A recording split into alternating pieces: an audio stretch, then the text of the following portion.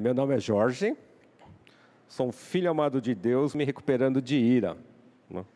É assim que a gente apresenta no CR. Eu sei que não pareço um cara muito bravo, nem irado, né? Esse cara simpático aqui, eu sei disso. Mas confesso que eu sou um cara muito nervoso, muito irado. Foi isso que me fez parar no CR. Só que eu não sabia. Não sabia. Na verdade, sabe, eu fui parar no CR por acidente. Foi um acidente. Acidente de Deus, mas foi um acidente. A minha pastora, a pastora titular da minha igreja, que é a Igreja Metodista Livre, né, como foi falado, ela queria implantar o CR lá em Diadema. Isso há uns 7 anos atrás. Ela queria implantar o CR e ela foi primeiro lá na Igreja Batista do Morumbi, onde tinha o Carlos Barcelos. Aí o Carlos Barcelos falou, não, começa agora, implanta agora, vai, manda bala. Mas ele falou assim, conversa com a Roseni antes. Então, quando a gente foi conversar, aí nessa reunião com a Roseni, a pastora Kátia me convidou para ir junto. Ela convidou. Mas se você é um bom funcionário da igreja, você entende que é um convite da pastora titular da igreja. Então, como bom funcionário, eu fui lá, acompanhei e participei dessa reunião. E a Roseni explicou e falou assim, não tenha pressa em abrir o CR na sua igreja, não tenha pressa, né? Participe primeiro conosco, participe primeiro do grupo aberto, lá na IBAB é de quarta, na minha igreja é de quinta agora, né? Depois que a gente começou é de quinta. Então comece no grupo aberto, participe conosco aqui na IBAB, e depois faça o grupo de passos. Faça o grupo de passos. Essa foi a recomendação da Roseni. A Roseni já vem aqui? Não, já. Não, então vocês conhecem a Roseni. Não preciso nem falar quem é a Roseni, vocês conhecem. Por azar, ela não pôde vir aqui, então vocês vão ter que me aguentar hoje, tá bom? Então, foi muito boa a reunião. E eu, como bom funcionário, comecei a frequentar o grupo aberto, de quarta-feira. Que coisa de louco, coisa de doido. Aquilo não era para mim. Foi o que eu pensei. Falei, o que eu estou fazendo aqui? Eu não tenho problema nenhum, estou me recuperando do que eu estou fazendo aqui? Não. Mas decidi ficar, como a Roseni sugeriu, eu decidi ficar mais algum tempinho lá. Eu demorei 2 meses para a minha primeira partilha. Eu fiquei 2 meses calado só ouvindo. Ali eu descobri que eu era um cara irado. Na partilha do outro, a partilha do outro é sempre do outro. Mas, às vezes, Deus usa para falar com você mesmo. A partilha do outro acaba virando um espelho para você. Aí eu descobri o quanto eu era um cara nervoso, irado. Eu sempre achei que os meus irmãos me respeitavam, mas com o tempo eu descobri que eles não me respeitavam, eles tinham medo de mim. Eu não sabia disso, eles tinham muito medo de mim. Eu era um cara que gritava, né? Brigava. Eu nunca bati em ninguém, tá? Pelo meu físico não dá para bater nas pessoas. Mas eu sabia manipular as palavras. E eu conseguia destruir as pessoas com as minhas palavras, através do grito, do berro, palavras bem, entre aspas, colocadas. Eu fazia a pessoa se sentir inútil. Eu não sabia disso, não tinha consciência disso, de como eu conseguia fazer isso com as pessoas. Então, os meus irmãos tinham medo de mim. Não que eles me respeitavam. Na minha negação, que é a lição número 1 do CR, na minha negação, eu achava que as pessoas me respeitavam. Não, mas tinham medo, meus irmãos tinham medo de mim. E ali eu descobri por que eu estava no CR. No começo, eu falei, não, estando aqui, acho que eu preciso, talvez eu vire um pai melhor, talvez eu me torne um marido melhor, um irmão melhor. Mas com o tempo eu descobri que eu estava lá por mim mesmo. Eu estava lá pela minha recuperação. E a consequência disso poderia ser que eu seria um irmão melhor, um pai melhor e um marido melhor. Bom, aí sim eu descobri. E depois eu fui fazer o grupo de passos. No grupo de passos, eu descobri que eu tinha um ódio gigantesco do meu pai. Eu sempre falei para as pessoas que meu pai era indiferente para mim. Meu pai tinha abandonado. Ele me abandonou, largou a minha mãe com 7 filhos, eu sou caçula. Então, para mim eu falei, não, eu não tenho raiva do meu pai, não tenho ódio do meu pai para mim é indiferente. Bom, e depois, quando meu pai ficou doente, não tinha onde ele ir, ele voltou para a nossa casa. Na verdade, ele ia e voltava, né? Então, mas aí ele voltou definitivamente quando ele não tinha mais saúde física para a aventura dele, para as aventuras. Então, ele acabou voltando. E para eu dar conta de conviver com meu pai, eu congelei o meu ódio e chamei de indiferença.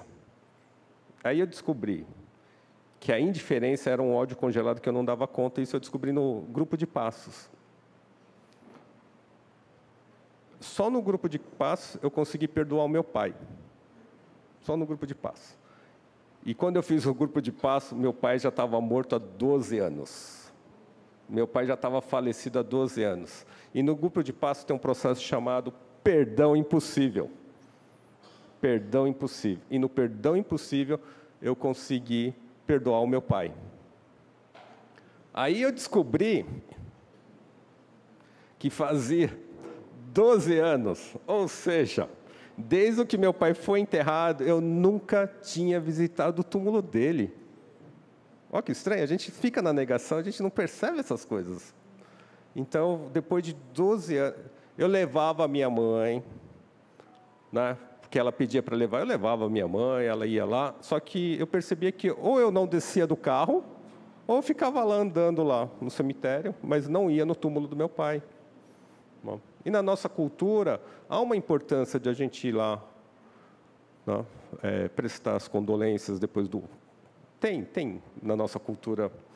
Eu não sei se deu para reparar, mas eu tenho um olhinho meio puxado, sou descendente de japonês, não sei se deu para reparar.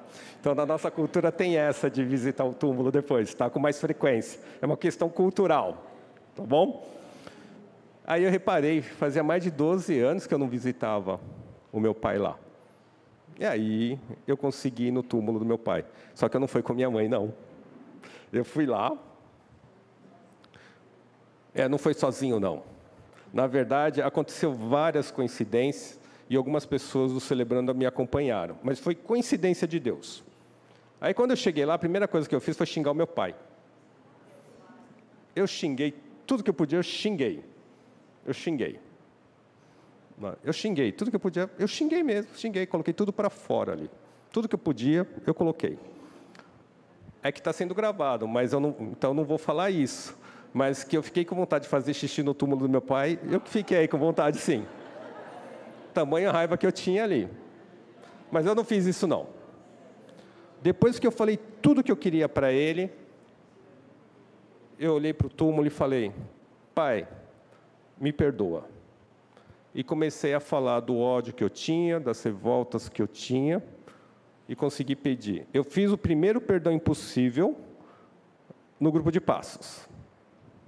E depois eu tive a oportunidade de ir no túmulo do meu pai e colocar tudo para fora que me machucou. Eu sei que ele estava morto, eu sei disso. Eu sei que ele não estava lá.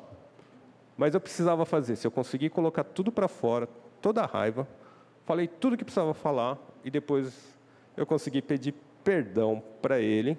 Eu falei, eu te perdoo e agora eu peço perdão também. Aí eu consegui reconciliar com meu pai. Mas nesse processo todo, sabe quem mais sofreu na minha mão? O meu filho mais velho. Porque toda a frustração que eu tinha... Ops, está vazando água aqui. Vou até beber um pouco aqui. Eu gostei desse negócio aqui, é prático, hein? Legal.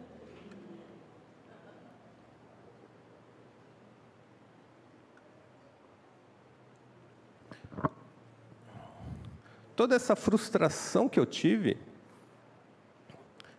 eu não percebia. Eu descarregava em cima do meu filho mais velho. Toda essa frustração, que eu não sabia que chamava frustração, por isso que no CR a gente fala, eu sou um filho amado de Deus. Porque eu sou um filho amado de Deus. A gente aprende isso. O meu estado não me define, mas eu falo, eu estou irado. Porque você precisa identificar a sua área de recuperação. Então, toda essa minha frustração, angústia, eu descarregava em cima do meu filho mais velho. Sabe aquele peso que você tem? E você joga nas costas do seu filho? Estou falando eu enquanto pai, né? A gente aprende a falar na primeira pessoa aqui no CR. Então, eu jogava toda a minha frustração em cima das costas do meu filho. Do mais velho, não do mais novo, mas do mais velho. É que o mais velho, se ele entrar aqui, você vai saber que é meu filho, é minha cara, ele tem meu jeito, né? Só não tem tanta cara de pau porque ele ainda é muito novo, mas com o tempo ele vai adquirir também. Bom, eu acho que eu tenho cara de pau, não sei. Mas eu joguei toda a minha frustração. Os sonhos que eu não realizei na idade dele, eu queria que ele realizasse. As coisas que eu não conseguia fazer, eu queria que ele fizesse.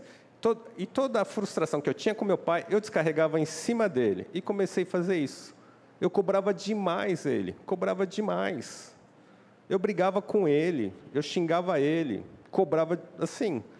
Teve momentos que ele falava, não, pai, eu sou burro mesmo, não sei, tamanho doente que eu estava. Eu, não ele, né? Então, eu sei que eu infernizava a vida dele. Fiz muito isso.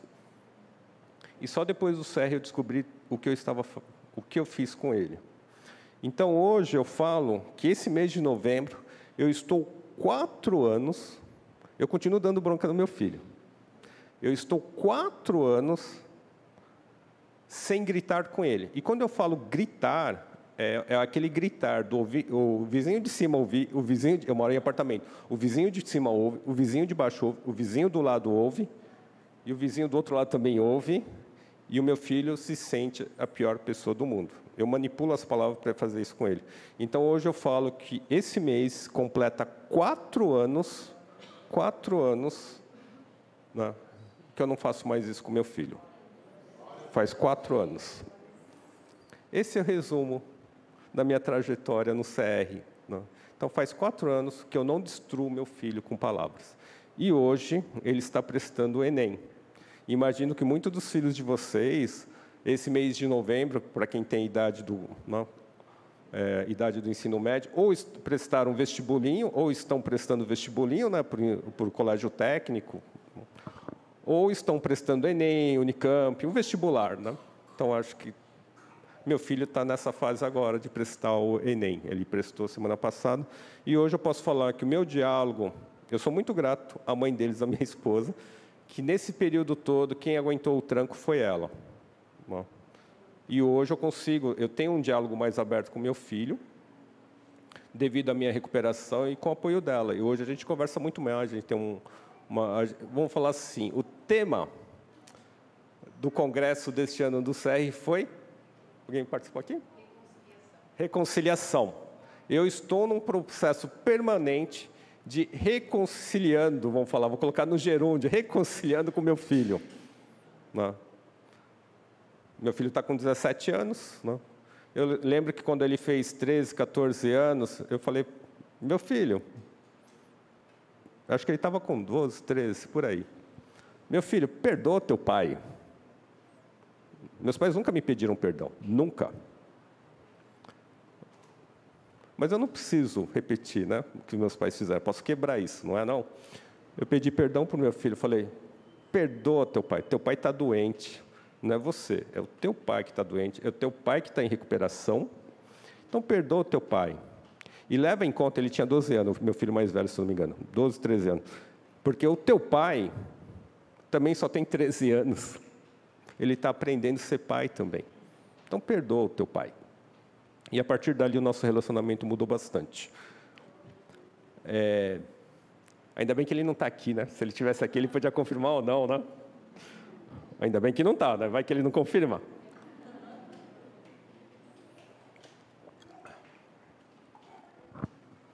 E, a partir daqui, queria começar a história de hoje, na passagem bíblica de Mateus 15, 20 a 28, que vai falar da mulher cananeia. Eu já falei muito mal de mim, então vou falar mal das outras pessoas agora, não é verdade? É que no CR a gente aprende a falar na primeira pessoa.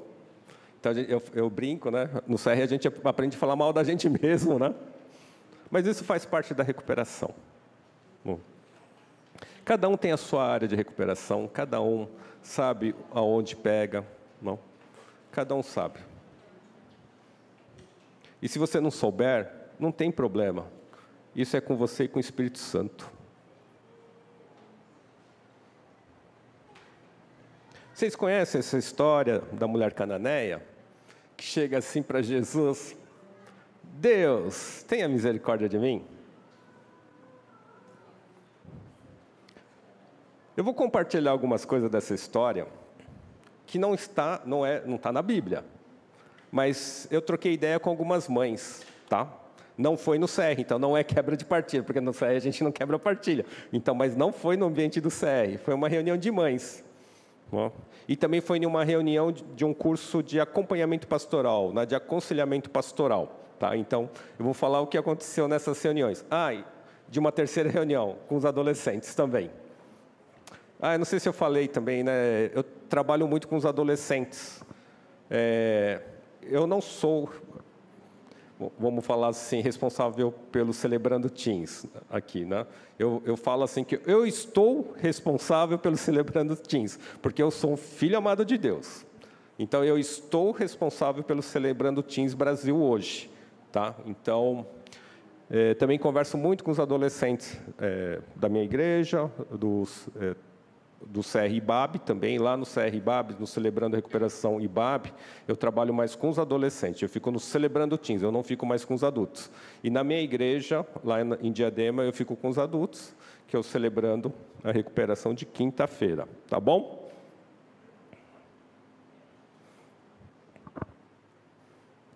Saindo daquele lugar, Jesus retirou-se para a região de Tiro e de Sidom.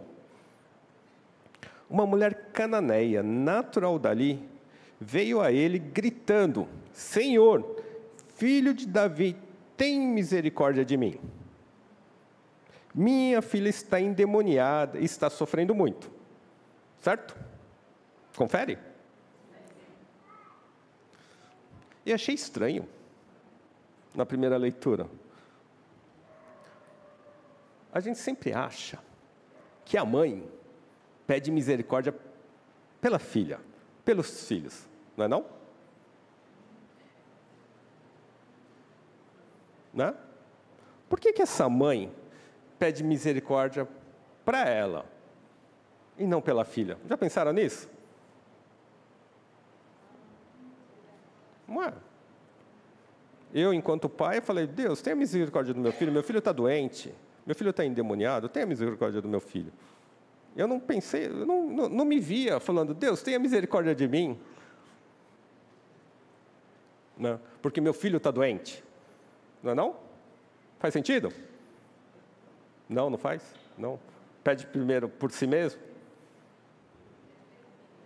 Pede pelo filho, não é não? Normal, da mãe. A mãe não geralmente pede pelo filho e não para ela mesma? Mas aqui o texto fala que ela pede para ela e não para o filho, para a filha. Uma mulher cananeia natural dali veio a ele gritando. Não. Gritando. Outro ponto que me saltou os meus olhos. Ela foi gritando. É engraçado que eu falei assim, que geralmente, estava numa reunião pastoral. Reunião pastoral não, eu estava num curso de aconselhamento pastoral. E quando eu falei naquela reunião, eu falei que geralmente as mães são surtadas. Aí eu descobri que a gente não deve falar isso, viu? Uma dica: nunca fale que a sua esposa está surtada ou que a mãe está surtada. Porque quando eu falei que geralmente as mães são surtadas, tinha uma mãe na minha frente, graças a Deus, tinha uma mesa entre nós, porque eu não sei se vocês gostam de quadrinho da Marvel, etc., mas eu tenho certeza que eu vi as garras do Wolverine saindo da mão dela, assim. Sabe, eu senti, as unhas cresceram, e ela tentou, assim, pegar minha jugular. Eu senti que ela queria me matar naquele momento. Ela não deixou eu terminar a frase. A frase que eu ia falar assim: geralmente as mães são surtadas, porque elas, além de fazer o papel das mães, acabam fazendo o papel dos pais. Então, se o trabalho da mãe já demanda muito, imagina tentar exercer os dois papéis. Eu ia falar isso, mas não deu tempo, não deu tempo, não deu tempo. Mas depois que eu expliquei, ela fechou os ouvidos, ela não me ouvia mais. Ela nem queria mais falar comigo. Então não adiantava, eu tentei explicar a minha frase, mas ela não queria mais me ouvir. Então por que a mãe pede a misericórdia para ela? Aqui a gente não vê a figura do pai. Na Bíblia, quando o pai está junto, o nome do pai aparece geralmente. Mas quando não está, fala assim, a mãe, mulher. O nome da mulher não aparece, é raro, tá? Então, quando está com o pai, geralmente o nome do pai aparece e fala que o pai está lá. Mas quando a ausência do pai, fala no máximo mulher, mãe. E nem o nome cita, tanto é que não aparece o nome dessa mulher cananeia. Então, provavelmente, o pai não estava lá. Isso foi uma das respostas que eu recebi do grupo de mães. Outra resposta que eu recebi da mãe é que talvez ela, muitas vezes, podia estar se vitimizando. Que ela tem um problema dentro de casa, mas ela acaba se vitimizando. Isso foi a resposta das mães, tá? Não fiquem bravos comigo. Eu só estou compartilhando a resposta de algumas mães. Outra resposta é que a mãe sente a dor da filha mais do que a própria filha. Porque, às vezes, a filha não tem a consciência do mal que está fazendo. Por exemplo, uso de drogas. Essa menina podia estar usando drogas, consumindo drogas, então ela perde a consciência e ela não tem a noção que está fazendo mal para ela e nem tem a noção do mal que está fazendo para a família. Foi uma das respostas. Por isso que a mãe pede misericórdia para ela, porque a filha já não tem mais consciência. E continuando nesse exemplo da droga, foram levantados, de repente, essa menina, essa mulher, essa filha, pode ter batido na mãe.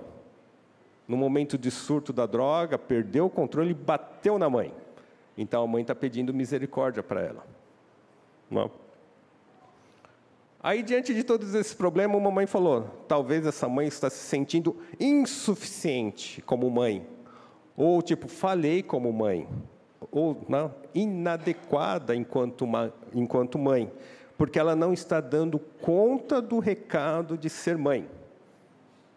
Foi essas respostas que eu recebi de algumas mães. E naquele grupo tinha uma mãe que conhecia o CR. Ela falou, talvez a mãe fosse codependente. Ela se achava Deus e queria controlar a vida da filha, né? E queria fazer as coisas do jeito dela. E queria resolver os problemas da filha e não estava dando conta do recado, por isso pediu misericórdia para Deus. Olha quantas respostas. Faz sentido essas respostas? Essas respostas não estão na Bíblia, tá? Não são versículos, mas foram mães que responderam para mim. Não. Aí eu comecei a entender melhor o que as mães passam. Os pais passam, no geral, né? As mães passam. A aflição da mãe, a dificuldade da mãe. E, às vezes, está certo. Está certo. Se você não tiver um autocuidado primeiro, não tem como cuidar do outro. Isso não é egoísmo.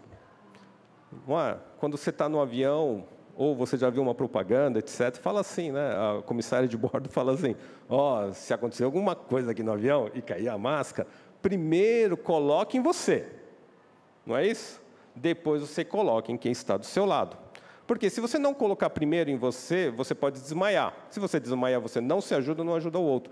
Então, há momentos na vida que o nosso tanque emocional, ou nossos recursos emocionais estão tão escassos, tão baixos, que você não está dando conta.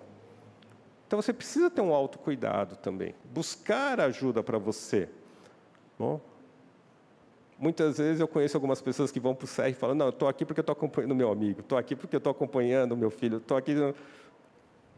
Mas, na verdade, a pessoa está precisando também de recursos emocionais para dar conta do recado.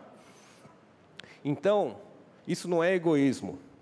Isso é um autocuidado que você precisa ter para poder cuidar dos outros. Então, primeiro você coloca a máscara em você e você respira. E aí, agora sim que eu estou com o meu tanque de oxigênio, o meu tanque emocional em dia, eu pego e coloco a máscara no outro. Faz sentido?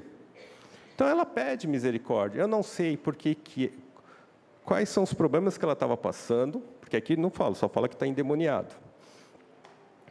Então, não sei quais são os demônios, não faço ideia, mas eu sei que ela precisava da misericórdia.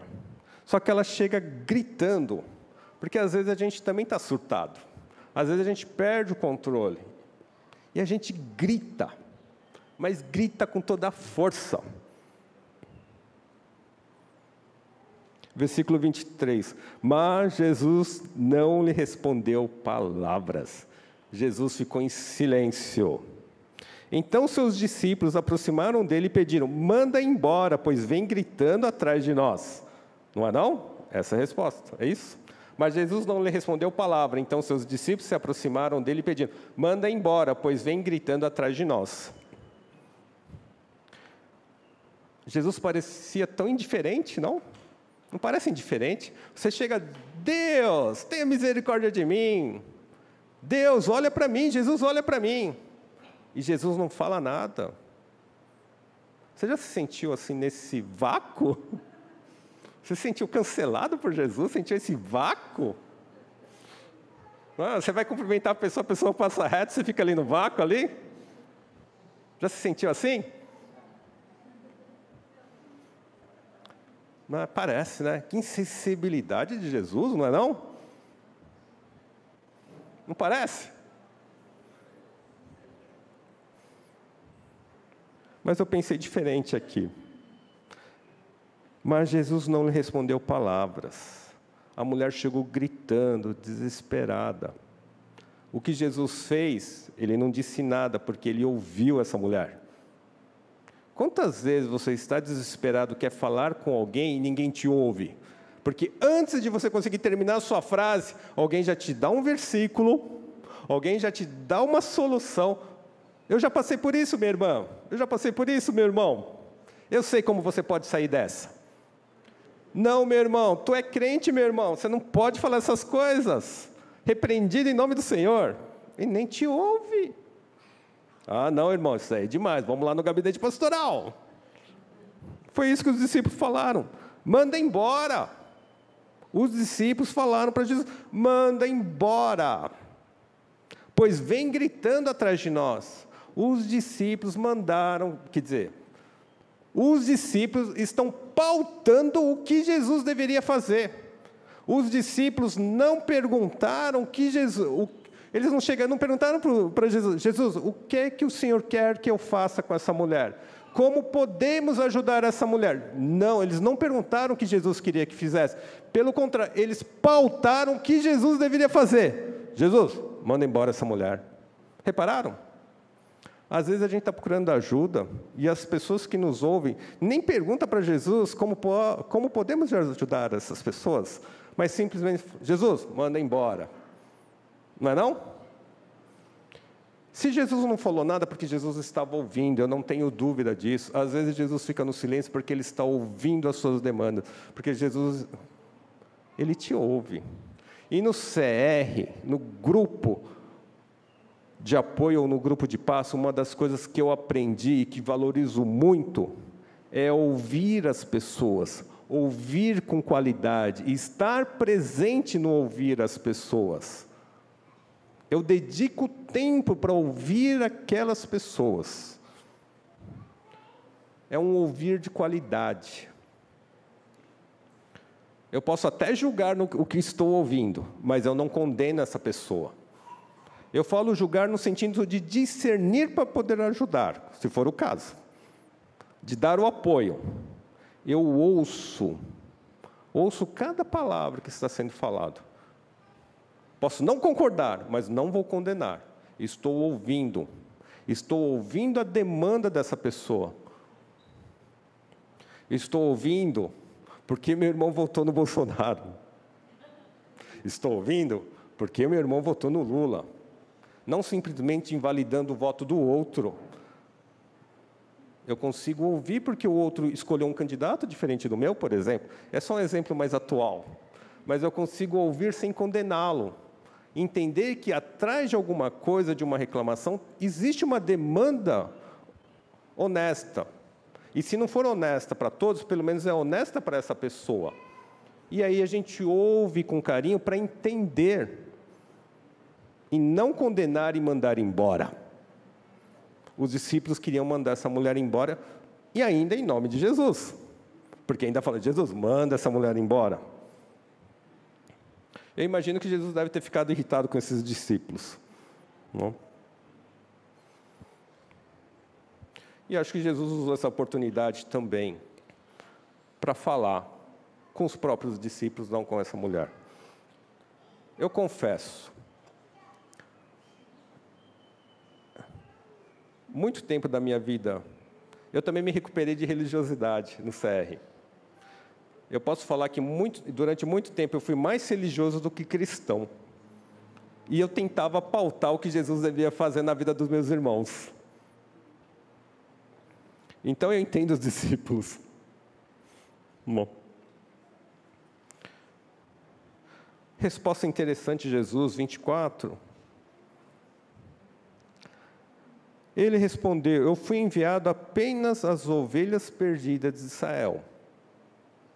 A mulher veio, adorou e de joelhos disse, Senhor, ajuda-me. Após dela ter sido ouvida, eu vejo que ela começa a recuperar sua serenidade. A gente fala, né? Recuperar a serenidade. Eu vejo essa mulher recuperando a serenidade, porque alguém parou para ouvi-la. Porque alguém ouviu as demandas dela, sem condená-la ou mandar embora.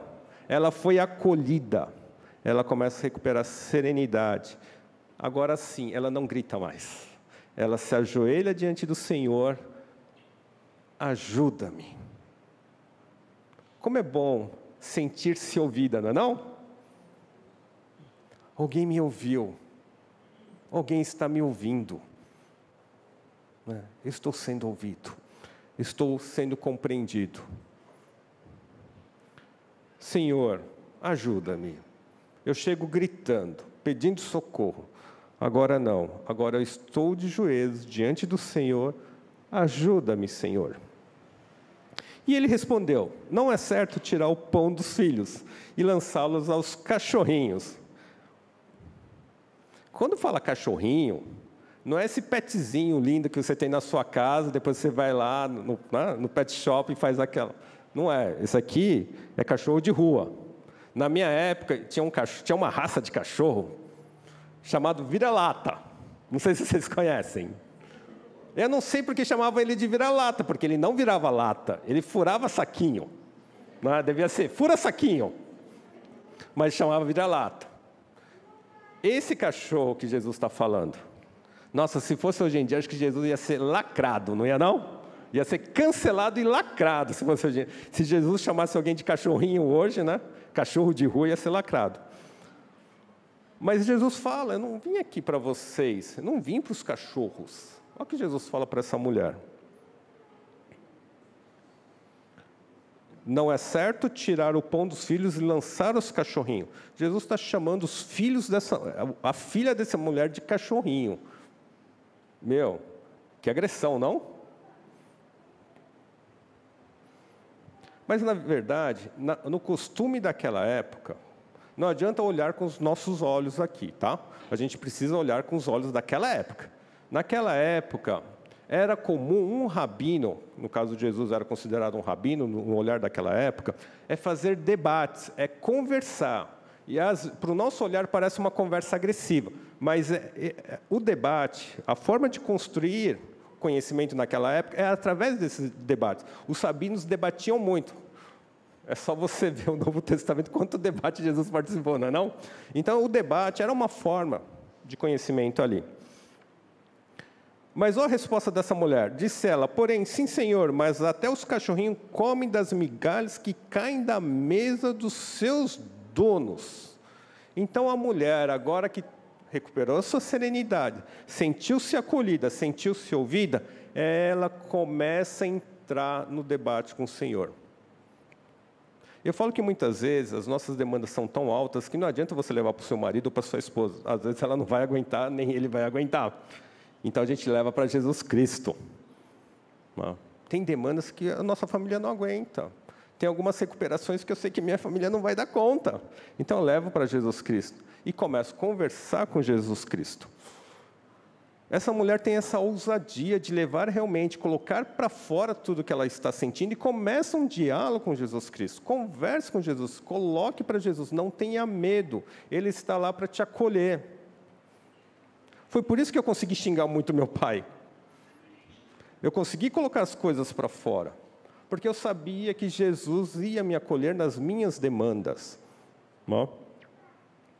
E esse é um processo que a gente chega no CR como vítima.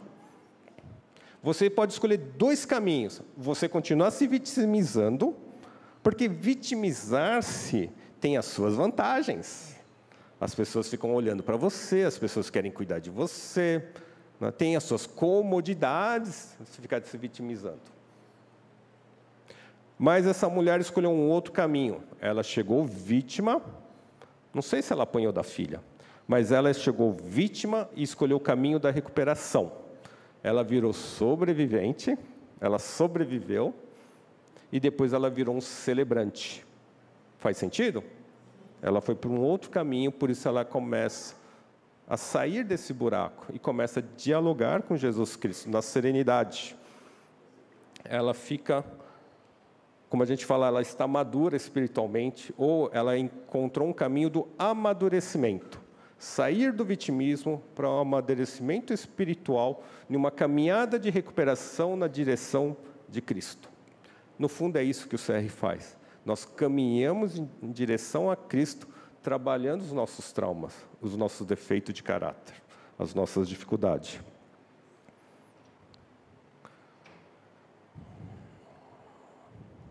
Ela disse, porém, Senhor, mas até os cachorrinhos comem das migalhas que caem da mesa dos seus donos. Então, ela reconhece que ela não tem direito. Não é verdade? Hoje eu sei que eu não tenho direito a nada. Se eu sou salvo é pela graça do nosso Senhor Jesus Cristo. Eu não tenho direito a nada. Não. Acho que talvez eu tenha o direito de ir para o inferno. Se eu tenho algum direito.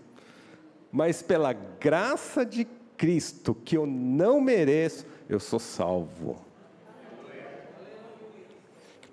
Então a mulher está falando para ela, eu sei que eu não tenho direito a estar à mesa com o Senhor, mas nessa mesa tem comida para todos.